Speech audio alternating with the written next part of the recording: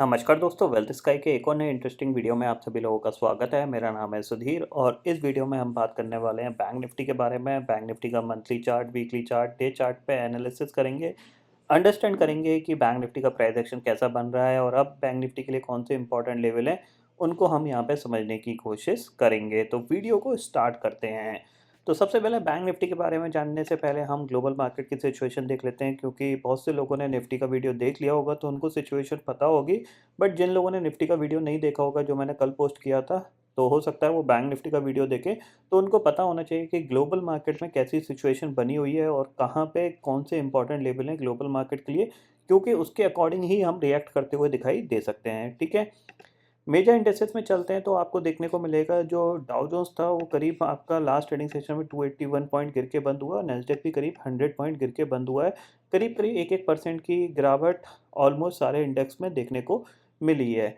ठीक है, और सबसे यहाँ पे प्रॉब्लम वाली बात क्या है कि गिरावट आने के बावजूद विक्स कोई जंप नहीं हुआ है। तो ये जो कह सकते हैं कि जो फियर बढ़ना चाहिए मार्केट का, वो बढ़ा नहीं है। तो इसका मतलब ये है कि अभी भी जो नीचे जिन लोगों ने पुट राइट कर रखी है या फिर जो नीचे खरीदना चाहते हैं, वो स्टिल कॉन्फिडेंस हैं कि मार्केट यहाँ से बाउंस कर जाएगा।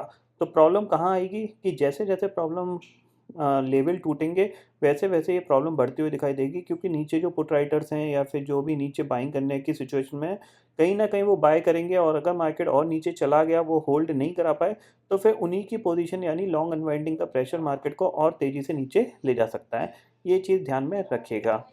इंडिया विक्स की बात करें तो 14 पे पहुंच चुका है। तो लास्ट ट्रेडिंग सेशन में भी करीब 2.5% जंप हुआ है, तो ये थोड़ा-सा बढ़ने लग गया है।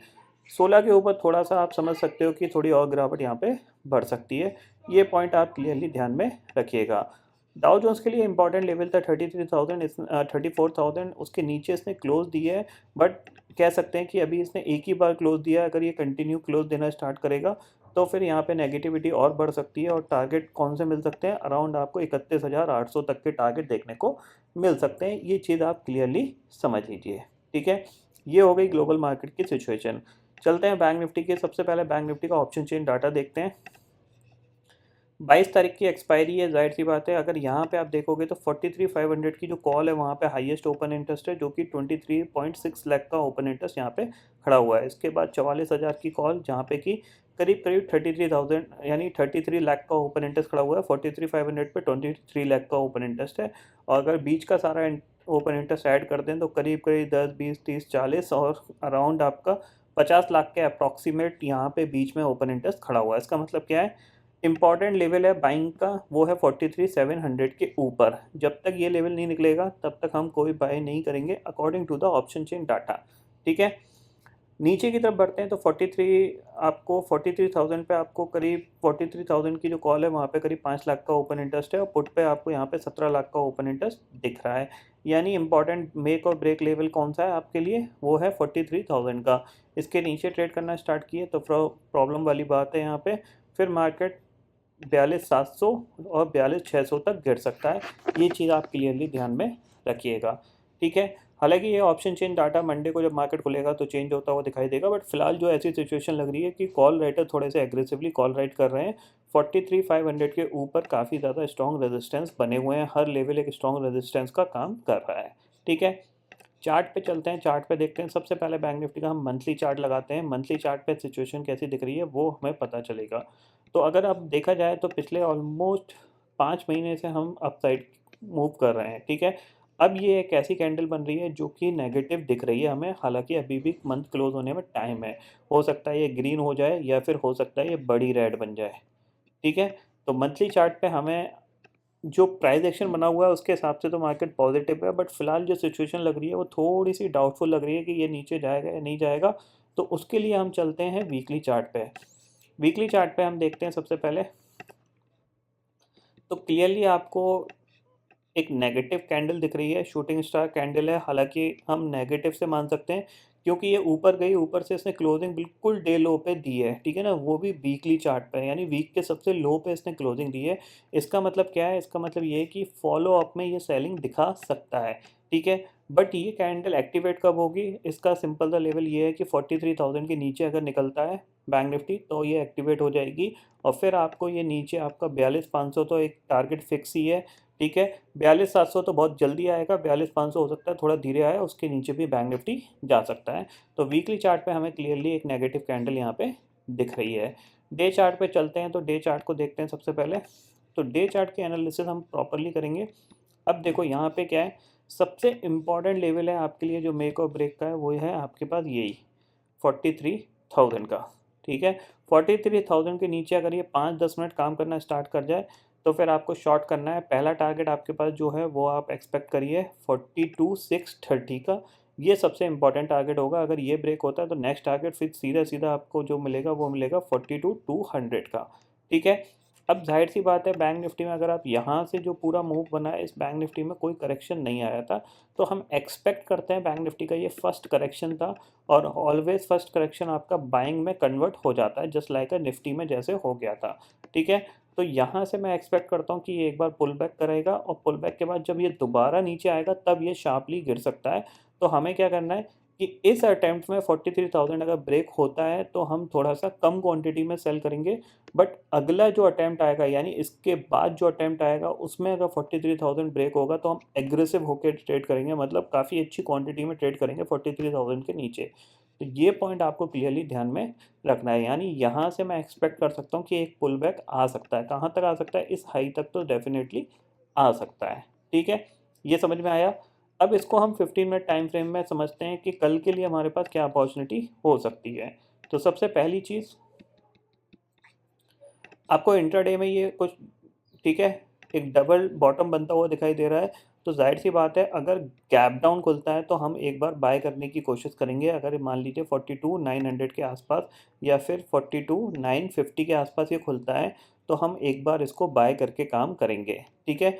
क्यों करेंगे, क्योंकि ऑलरेडी ऊपर से काफ़ी अच्छा करेक्ट हो चुका है और निफ्टी भी अपने सपोर्ट के लेवल पे आ चुका है। तो जाहिर सी बात है यहाँ से एक बाउंस बैक एक्सपेक्टेशन में रहेगा। तो हम कोशिश करेंगे कि जैसी ही पहली 5 मिनट की ग्रीन कैंडल बनेगी, उस ग्रीन कैंडल का लो हमारा स्टॉप लॉस होगा और हम वहाँ पे बाय करने की कोशिश करेंगे, ठीक है। इतना आपको क्लियरली समझ में आ गया।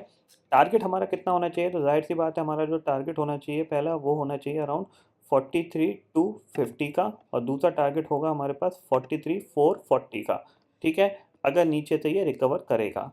बट एक चीज़ ध्यान रखिएगा, ये इसका क्लोजिंग लेवल था अराउंड 43,200। तो जाहिर सी बात है जब ये गैप डाउन खुलेगा तो इसी लेवल के आसपास ये रेजिस्टेंस ले सकता है, इसीलिए मैंने ये टारगेट आपको दिया है 43,250 का।